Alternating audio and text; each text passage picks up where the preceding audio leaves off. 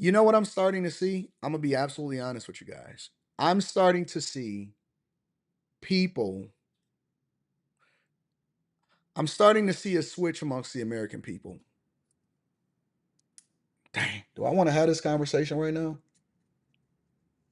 I'm not sure that y'all prepared to have this conversation. I don't know if y'all prepared to have this conversation. I'm starting to see a switch in what we define as American people. I might have to tackle this later.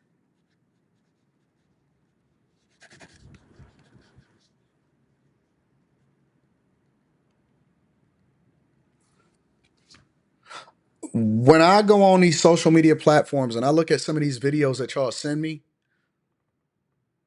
I'll give you an example because I need to have a more extensive conversation about this. I see Haitians, for example, and I think that Kamala Harris and Joe Biden did their job, or at least they did what they set out to do. Because I'm starting to see, for example, Haitians that say, I'm over in this country and I can't believe that they are labeling us this way and they won't let us in.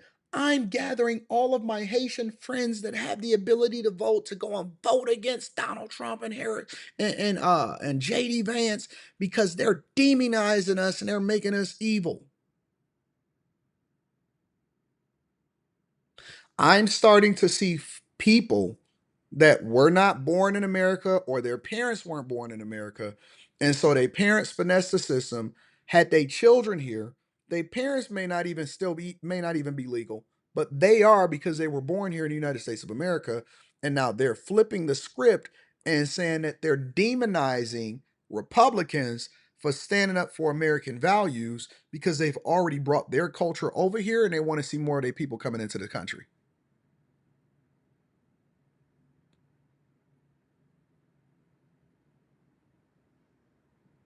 That's not a conversation that people want to have. That's not a conversation that people want to have. There's so many different cultures that are here. And so what they're doing is they're tying themselves to the Democratic Party because the Democratic Party is allowing for them to sponsor and get their people over here, which then influences what's happening in the American economy. And they are not going back over to Haiti. They're not going back over to Cuba. They're not going back to Nicaragua. And they're not going back over to Venezuela. And they stay here. They have kids. They build families. And then they say, well, I want to get the rest of my family over here, or I want to be able to send more money over there, or I should be able to work, or I deserve this, or I've been over this country for a certain amount of time. We're going to mobilize against this administration because they are racist and they're bigoted.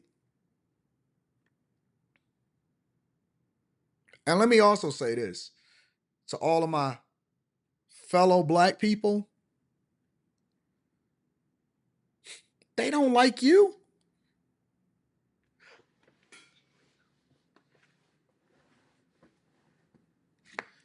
They think that you are weak. Let me rephrase that. They know you weak. They know all you want to do is party and have a good time and sit and chill. And guess what? They right. They know that you easily manipulated. Most of the time, they smarter than you. They more educated than you. They got a harder work ethic than you.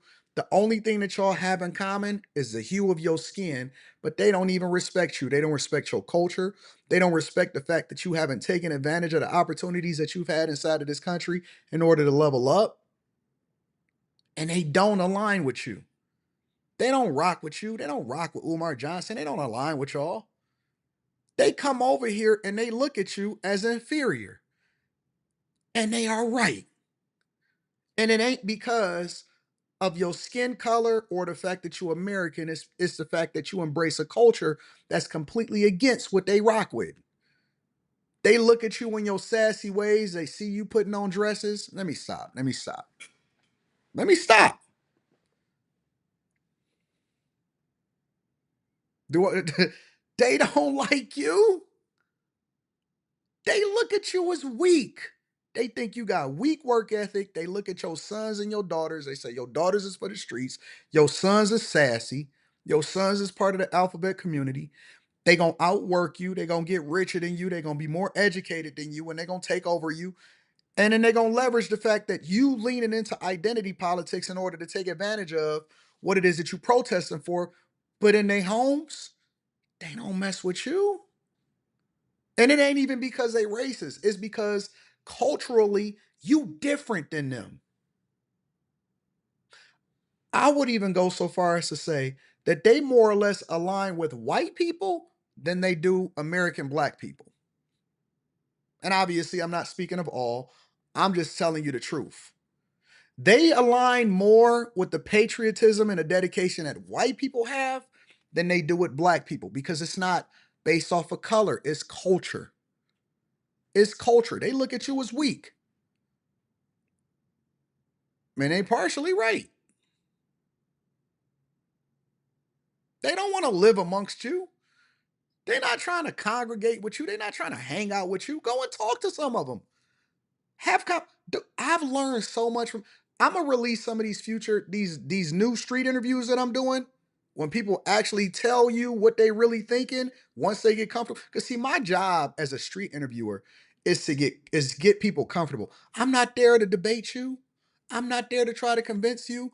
I'm not there to try to tell you to do something any different than what you was already doing. That's not what my job is. My job is to get people to authentically say what they usually wouldn't say in person. That's my job as a street interviewer.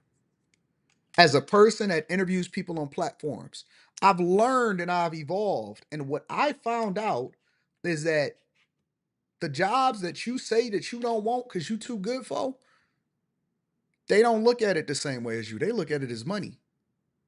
Oh man, you look at it as beneath you. You look at your boss as beneath you. They look at the boss as an opportunity to get in good with them so they can make as much money as possible. And then eventually they're going to buy the company. They look at it as, you know what? I see an opportunity to buy this whole company and I'm going to learn everything that I can while making as much money as I can. And eventually either I'm going to buy the company or I'm going to start a business and take over because I know this operation better than the people that's above me. You looking at it as, oh man, my boss, I don't like him. I'ma do this, I'ma do that. They looking at it as, oh, see, they were better than you before they beat you and then sent you over here and sold you to Europeans to ultimately build America in the first place. Because see, they conquered your tribes. And instead of having to fight you again or completely eliminate you, they turn into capitalists. They just got the bad end of the deal because they didn't realize that Europeans was negotiating much better than them, and they didn't know what they was really leveraging you for when you went over there for the transatlantic Atlantic trade. When they sold you over here and they sent you over here to America, so they beat you the first time. They sent you over here, but they learned from their mistakes the last time, and they said, "Okay, listen, I see what happened. So now what we gonna do is because they still weak, they still lazy. So now what we gonna do is we gonna walk over there now and we gonna outwork them and we gonna start businesses. And we're not gonna be interdependent on the system. We just gonna take advantage of the system in order to win.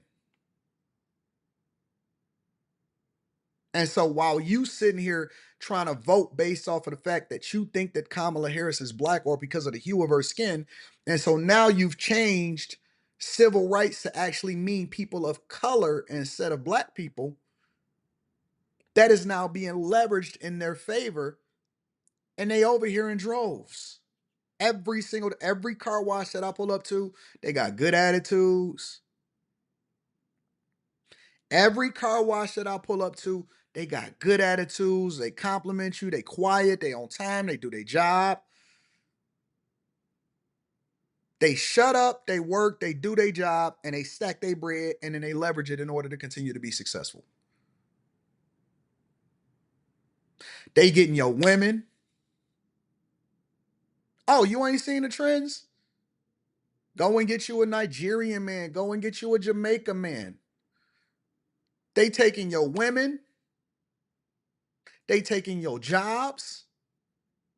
They bringing their people over here. They taking your culture. And now the culture, listen, Detroit was at one point the blackest American city in the United States of America.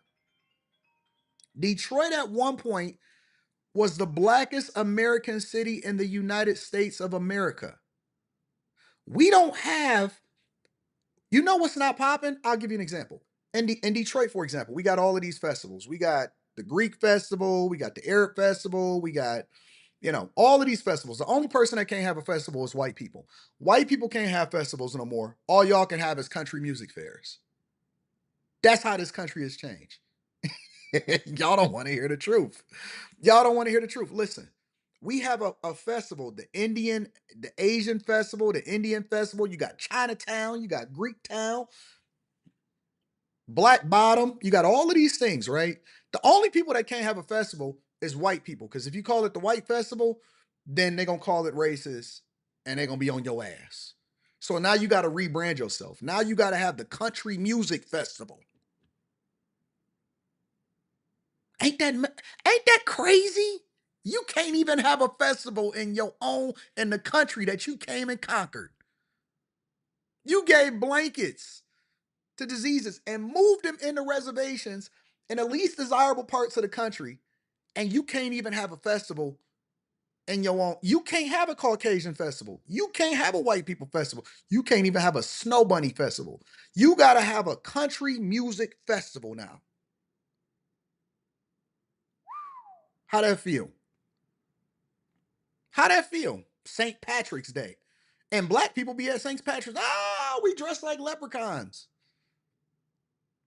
And in Detroit, for example, the African American festival ain't popping. You know what's popping? Afro Nation. You know what's at Afro Nation? All of the other black people that's from everywhere else. All of the music, dance hall, Jamaican me crazy, man. It's all of that. All of the headliners, they not from here. They from over there. All of the food vendors, Nigerian trucks, Jamaican food, all of this stuff. And I can't hate. Because all they doing is taking advantage of the opportunities that's presented to them. All they doing is taking advantage of the opportunities that's presented to them. African American Festival ain't popping. Afro Nation, that's it. It's a whole festival. It's a multi-day festival. It's a movement. Everybody be there. I went and visited myself. I went there. I said, Jesus. Because the first time they did it was last year, and this year was even bigger. I said, what is going on here? It's popping. It's popping. I'm just trying to tell you. So listen, you can sit here and pretend and close your eyes and continue to identify yourself based off of identity. They don't see you the way that you see them. They be like, yeah, yeah, yeah, yeah. Ask the Jamaican fathers, ask the Nigerian fathers if they would let their daughters marry you.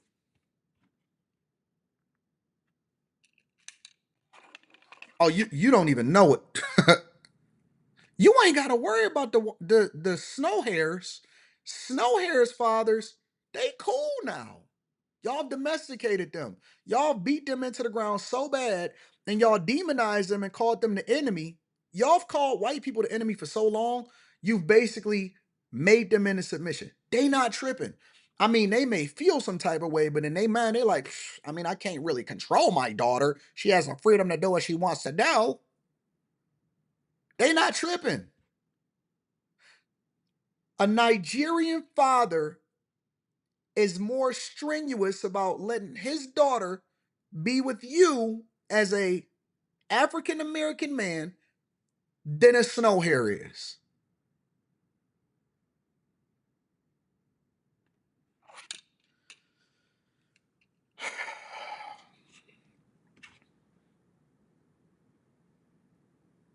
No, no, no, no. Look at this pants. Look at his pants. No. No work ethic. Lips purple from smoking weed. No. No. No. I forbid you.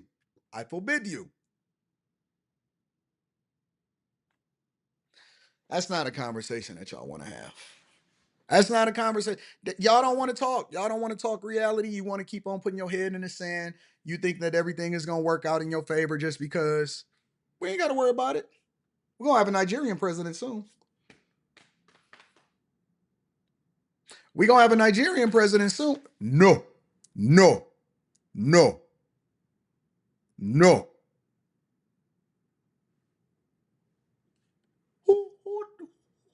Who does she bring into the house? Walking around, fully clothed, no shoes on, no socks, no shoes. I know how y'all live because I've been in there.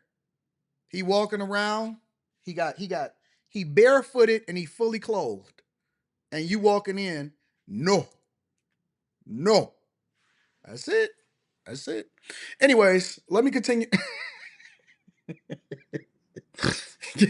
let me let me let me continue on with the show because everybody want to act like I'm crazy. If y'all hit a like for the YouTube algorithm, because I'm gonna tell you the truth. I'm not gonna lie to you. I'm just gonna tell you what I. That's what I.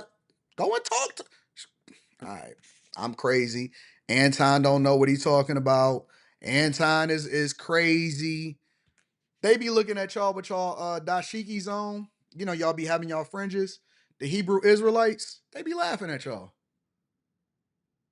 They laugh at y'all. These Hebrew Israelites that be on the corner with their Bibles, bothering good folk trying to go to work every day, they be laughing at y'all. No power, no power. they got no power. They've been over here all this time. No power, no power. They be driving their food trucks to go and set up, driving their food trucks to go and make some money. You standing on the corner broke, dusty, and they driving their food trucks to go and make some money. Got their permit, doing it legally, taking advantage of the system.